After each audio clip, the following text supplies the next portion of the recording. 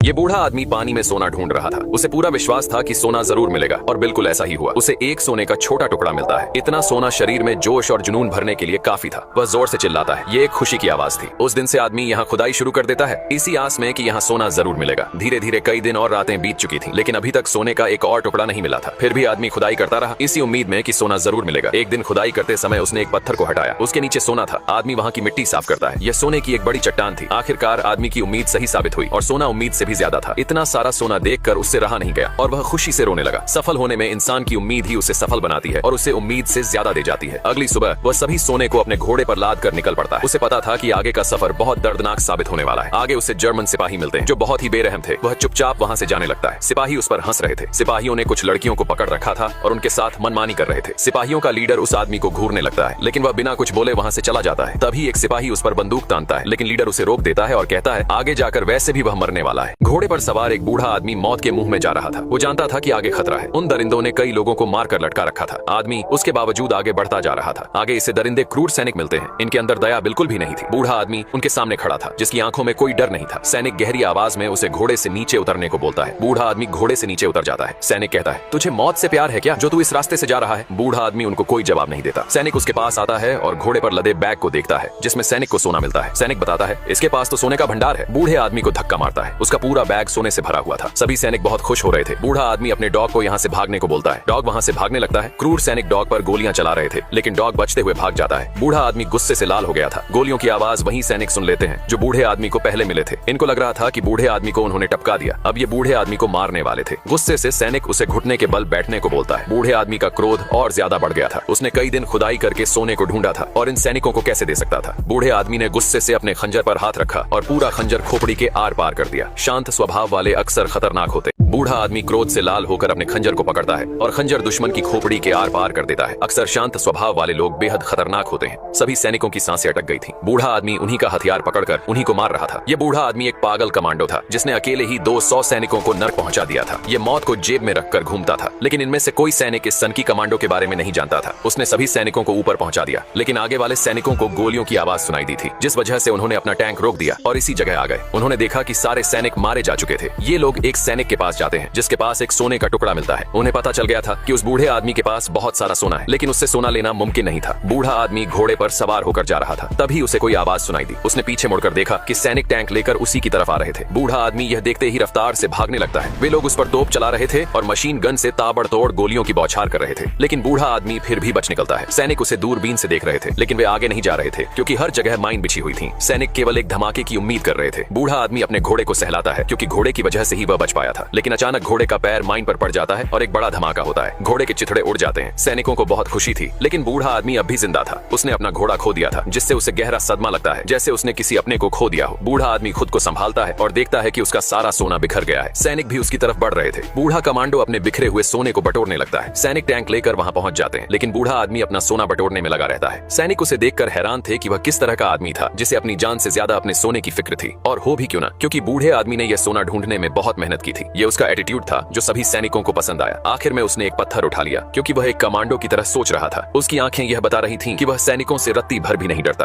क्रूर सैनिक एक बूढ़े कमांडो पर गोलियां बरसा रहे थे। आग में लिपटा कमांडो एक नदी में कूद जाता है। कमांडो के पास भारी मात्रा में सोने से भरा बैग था। सभी सैनिक उसके ऊपर आने का इंतजार कर रहे थे। उन्हें लग रहा था कि वह ऊपर जरूर आएगा, लेकिन बूढ़ा कमांडो पानी में अपनी सांस रोक कर बैठा हुआ था। वह अपनी सांस काफी देर तक रोक सकता था। सैनिक उस पर निशाना लगाकर तैयार खड़े थे। थोड़ी देर बाद वह पानी से ऊपर आता है। ये लोग उस पर गोली चलाते हैं, लेकिन कमांडो फिर से पानी में चला जाता है। वह ऊपर सांस लेने आया था। तभी नाव से एक सैनिक पानी में कूद जाता है और उसे ढूंढने लगता है, लेकिन कमांडो कहीं नजर नहीं आ रहा था। अचानक वह पीछे से सैनिक को पकड़कर उसे स्वर्ग पहुंचा देता है। पानी के ऊपर खून दिखाई दे रहा था। नाव पर बैठा सिपाही यह देखकर घबरा गया। सिपाहियों के लीडर ने दूसरे सिपाही को पानी में जाने को बोला। दूसरा सिपाही डरते हुए पानी में कूद गया। थोड़ी देर बाद फिर से पानी में खून दिखाई देने लगा। नाव पर बैठा सिपाही यह देखकर डर गया और वहां से भागने लगा। वह जानता था कि अब उसे पानी में भेजा जाएगा। सिपाहियों का लीडर उसे वापस आने को बोल रहा था, लेकिन वह उसकी बात नहीं सुन रहा था, जिस वजह से लीडर उसे मारने का आदेश देता है और नाव वाले सिपाही को गोली मार दी जाती है, लेकिन उस नाव को कमांडो ने पकड़ रखा था, जिस वजह से कमांडो किनारे पहुंच चुका था। एक सैनिक अपनी मशीन गन घुमाता है और उस कमांडो पर अंधाधुंध फायरिंग कर रहा था, लेकिन कमांडो ने उस सैनिक की बॉडी को कंधे पर लाद कर खुद का बचाव करते हुए भागने लगा। बूढ़ा कमांडो सैनिकों की बॉडी से बचाव करते हुए भाग रहा था। दुश्मन लगातार गोलियां चला रहे थे, लेकिन वो खुद को बचा लेता है। पर ये लोग उसे ऐसे नहीं छोड़ने वाले थे, क्योंकि उसका कुत्ता यही रह गया था। ये कुत्ते के साथ वो करने वाले थे जिसे देखकर रूह कांपने वाली थी। बूढ़ा कमांडो वहां से बचकर आ गया था, लेकिन उसने देखा यहाँ सब कुछ उन्हीं सिपाहियों ने तबाह कर दिया था। उन्होंने पूरा एक गांव जला दिया था। बूढ़ा आदमी एक गैस स्टेशन पर आता है और कुछ देर यही आराम करने की सोचता है। उसके हाथ में सोने से भरा बैग था। थोड़ी देर बाद इसे अपने कुत्ते की आवाज सुनाई पड़ती है। बूढ़ा आदमी बाहर देखने जाता है। इसका कुत्ता भागते हुए इसके पास आता है। आदमी बहुत खुश होता है, लेकिन कुत्ते के ऊपर बम बांध रखा था। आदमी जल्दी से निकाल कर फेंक देता है। बम फट जाता है। थोड़ी देर बाद उसे होश आता है और उसने देखा उसके सामने वही क्रूर सिपाही खड़ा था। बूढ़े कमांडो को वो फंदे पर लटका देते हैं। थोड़ी देर उसके मारने का इंतजार करके चले जाते हैं, लेकिन कमांडो अभी जिंदा था। वो खंभे में लगी कील का सहारा ले रहा था। इस तरह लटके हुए उसे सुबह हो जाती है। सुबह एक हवाई जहाज पास से गुजरता है, जिसकी हवा से रस्सी सरक जाती है। इस तरह वो नीचे गिर जाता है।